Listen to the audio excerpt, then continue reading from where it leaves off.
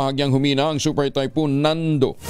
Matapos manalasa sa Northern Luzon at ngayon ay kumikilos ng palabas ng bansa. Inaasahan ang pag-exit ni Nando sa Philippine Area of Responsibility ngayong umaga. Huling namataan ang mata ng bagyo sa layong 145 kilometro west-northwest ng Calayan sa Cagayan. Taglay ang lakas na hangin umabot ng 205 kilometro bawat oras malapit sa gitna.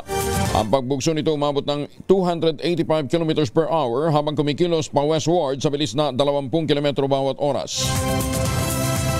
Nakataas pa rin ang signal number 4 sa 3 lugar sa Luzon, kabilang dito ang western portion ng Babuyan Island, northwestern portion ng Cagayan at northern portion ng Ilocos Norte. Nakataas naman ang signal number 3 sa Batanes, rest of Babuyan Island, northern at central portion ng Cagayan, northern at central portion ng Apayao at nalalabing bahagi ng Ilocos Norte.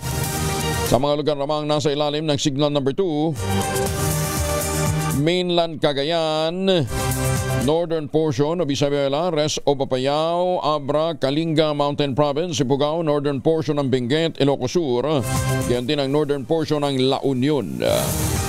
Nananatili naman sa signal number 1 ang Isabela, Quirino, Nueva Vizcaya, rest of Benguet, rest of La Union, Pangasinan, Aurora, Nueva Ecija, Bulacan, Tarlac, Pampanga, Zambales, northern portion ng Quezon, partikular na ang bayan ng General Nakar, kasama ang Polillo Island. Patuloy naman palalakasin ni Nando ang southwest monsoon o yung habagat na magpapaulan sa Metro Manila, Central Luzon, Calabarzon, Bicol Region, Mimaropa, Visayas, Zamboanga Peninsula at Dinagat Island ngayong araw ng Martes. Maganda! Alamin natin ang magiging lagi ng panahon mula naman kay Dan Villamil mula sa Pag-asa. Dan, good morning! Yes po, good morning po Sir Angel at sa ating mga taga-subaybay. So huling namataan yung sentro ng mata ni Bagyong Nando kanina alas 4 ng umaga sa line 265 kilometers kanluran ng Calayan, Cagayan. Actually as we speak, kanina alas 5 ng umaga ay lumabas lang ito. Nakalabas na ito ng ating Philippine Area of Responsibility. May taglay ito na lakas ng hangin na malapit sa gitna na umaabot ng 185 kilometers per hour. Pagbugso na umaabot ng 230 kilometers per hour. Yung movement naman nito ay westward or pakanluran sa bilis na 20 kilometers per hour. As of 5 a.m. may nakataas tayong tropical cyclone wind signal number 3 sa may Ilocos Norte, northwestern portion ng Apayao at itong northwestern portion ng mainland Cagayan kabilang ang western portion ng Babuyan Islands. Signal number 2 naman sa may Batanes, rest of Babuyan Islands, northern and central portions ng Cagayan, rest of Apayao, Abra, Kalinga, western portion ng Mountain Province, northern portion ng Benguet, Ilocos Sur at itong northern portion ng La Union. Signal number 1 naman sa rest of Cagayan, Isabela, Quirino, Nueva Vizcaya, northern and central portions ng Aurora, rest of Mountain Province, Ifugao, rest of Benguet, rest of La Union, Pangasinan, northern portion ng Zambales, northern and central portions ng Tarlac, at itong northern and central portions ng Nueva Ecija.